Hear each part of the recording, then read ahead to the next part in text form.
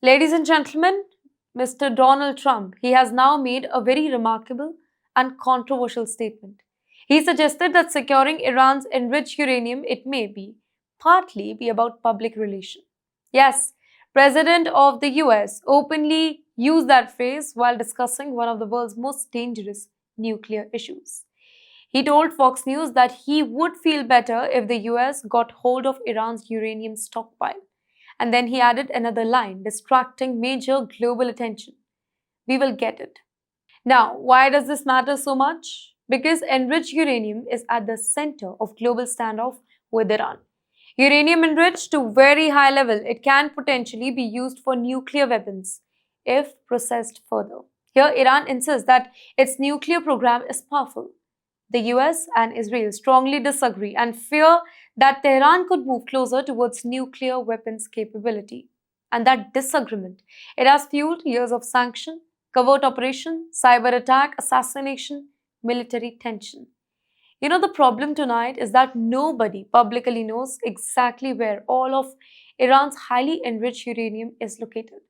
Here, some experts believe that portion could be hidden deep underground in fortified facility.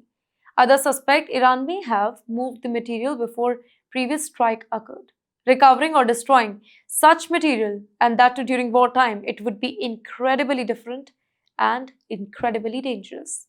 Here, Trump also suggested that bombing could remain an option in future, though.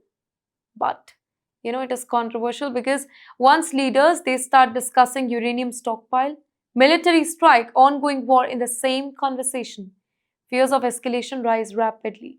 Investors react, oil prices react.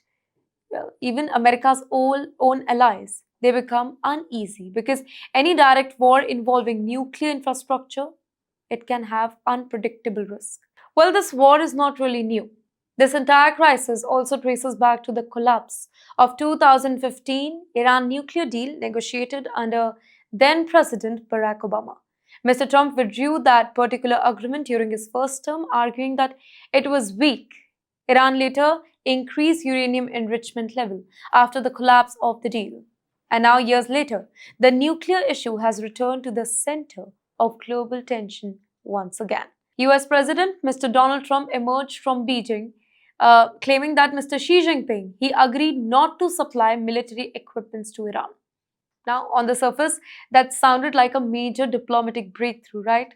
But almost immediately, there was a lot of doubt that started growing because many analysts believe that China's relationship with Iran is far more too important for Beijing to simply walk away like that.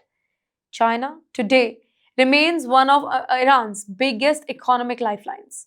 Beijing continues to purchase large amount of discounted Iranian oil despite sanction pressure.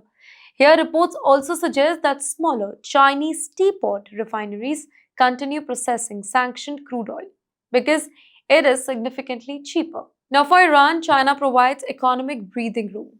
For China, Iran provides stable energy supplies at very discounted rate.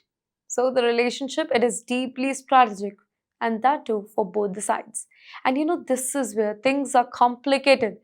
Publicly, China presents itself as a stabilizing global power, calling for peace and negotiations. Mr. Xi Jinping, he often speaks about diplomacy, multipolarity, and avoiding the conflict. But critics argue that Beijing quietly benefits when America becomes militarily distracted in West Asia.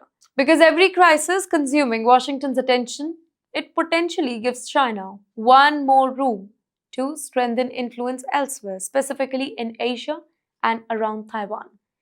Well, there is also broader geopolitical calculation at play here. China depends heavily on energy imports flowing through the Strait of Hormuz. Any regional instability, it threatens China's economic interests directly. And this is why Beijing wants stability now, but also wants to avoid appearing aligned completely with Washington's strategy here. China carefully balances relationship across the whole West Asia, maintaining ties with Iran, Saudi Arabia, Gulf states, and Israel simultaneously. And then, wait, then came Mr. Xi's warning during the summit. Taiwan was reportedly placed at the center of discussions. Mr. Xi warned that support for Taipei, it could eventually lead to clashes and conflict. Now, that line, it really matters because Taiwan remains one of the most dangerous flashpoints in the world today. Beijing views Taiwan as a part of China. The US supports Taiwan militarily and politically, and both the sides are watching each other very carefully. So, tonight, analysts are asking a bigger question. Did Mr. Trump genuinely secure a diplomatic concession from Mr. Xi, or did China simply offer reassuring words while continuing its broader strategic balancing act?